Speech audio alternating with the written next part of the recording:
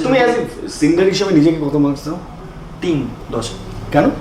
অনেক কিছু শেখা বাকি, অনেক কিছু। 3ও দেওয়া উচিত না, 2.5 থাকবো। কি বলছো? অনেক কিছু শেখা বাকি, অনেক কিছু। আমি কিছু জানতামই না, মানে ইন্ডিয়ান ক্লাসিক্যাল মানে মিউজিকের ভেতরে এত কিছু আছে, মানে আমি যদি শিখতে যাই আমার মোটামুটি এখনো 30 বছর সময় লাগবে। আচ্ছা, তাও পুরোপুরি শেখা হবে না, তাও হয়তো 50%। তুমি ইন্ডিয়ান ক্লাসিক্যালটা শিখছো কেন?